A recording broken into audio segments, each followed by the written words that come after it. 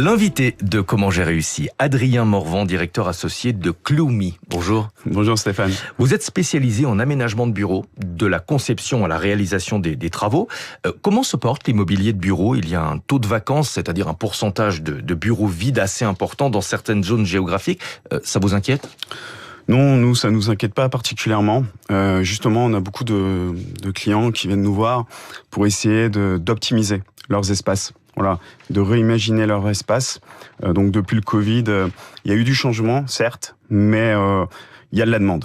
Alors vous êtes justement à un poste d'observation assez intéressant du fait de votre métier. Beaucoup d'entreprises sont en train de revenir en arrière sur le télétravail. Elles demandent à leurs salariés de passer plus de temps au bureau.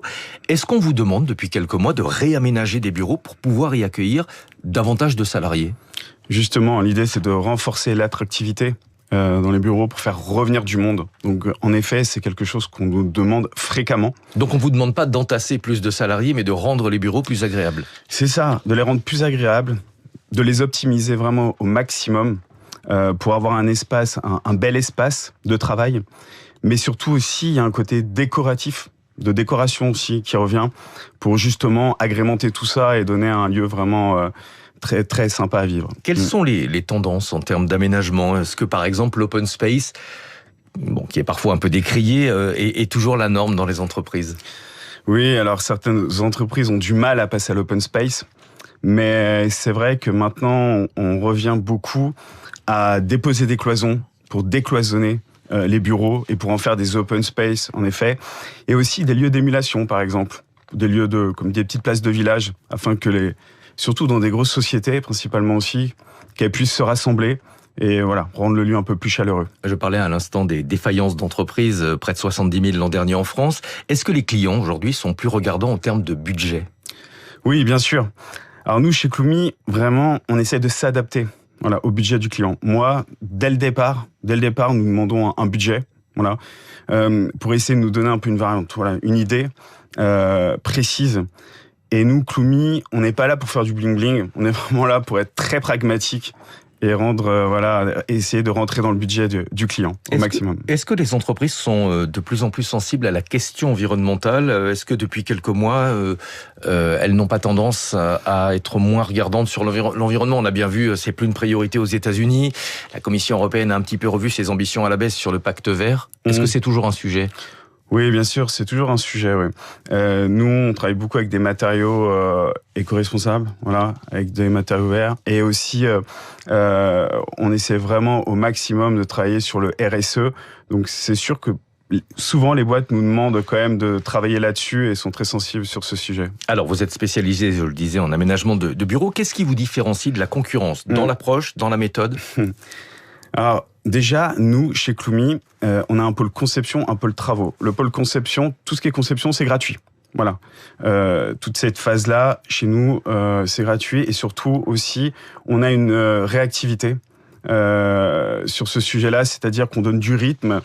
Et surtout, on fait des plans. Et ensuite, on propose à nos clients, au premier rendez-vous, des 3D et surtout une vidéo immersive qui leur permet vraiment de pouvoir se projeter dans les lieux. Et ça change beaucoup de choses. Alors j'imagine que tout cela est possible grâce notamment à l'intelligence artificielle. Ça permet de modéliser des projets beaucoup plus rapidement. Mais est-ce que ça fait aussi baisser le prix pour les clients, ces nouvelles technologies? Non, pas forcément. Non, pas forcément. Mais c'est vrai que on essaye nous d'avoir des outils de plus en plus perfectionnés. Comme vous dites, on a des casques immersifs, on a de l'intelligence artificielle qu'on est en train de mettre dedans aussi. Et voilà. Mais non, ça fait pas baisser principalement le prix. Mais est-ce que ces nouveaux outils de conception justement augmentés par l'IA ne représentent pas un petit peu un danger? C'est-à-dire que vous avez des clients qui s'improvisent architectes et décorateurs d'intérieur qui viennent vous voir avec des projets peut-être déjà conceptualisés? Non, c'est un vrai métier. Vous savez, c'est pas seulement faire du beau. En fait, il faut aussi travailler sur les besoins du client. Il y a un cahier des charges à bien respecter, et c'est un vrai métier parce qu'on a des réglementations et des normes aussi à prendre en compte. Et ça, c'est important. Et vous savez, aménager un bureau, c'est pas si simple que ça. Et faut essayer de fluidifier tout ça et d'être très pragmatique. En quoi est-ce que c'est différent justement d'aménager un bureau par rapport à des aménagements de locaux résidentiels? Bah déjà, c'est pas la même typologie de client, voilà. Ouais. Et surtout, on déploie plus, on déroule sur un certain nombre de mètres carrés plus importants, mais ça reste voilà assez classique sur des sols, du plafond, des murs. Voilà, c'est des choses qui reviennent assez fréquemment. Mais par contre, on a notre vraie identité graphique et architecturale pour nous différencier des autres aussi. On a notre patte Cloomy. Ok, un dernier mot. Comment est-ce que vous trouvez vos clients? Est-ce que vous prospectez à travers des canaux classiques ou est-ce que vous montrez par exemple vos réalisations sur les réseaux sociaux?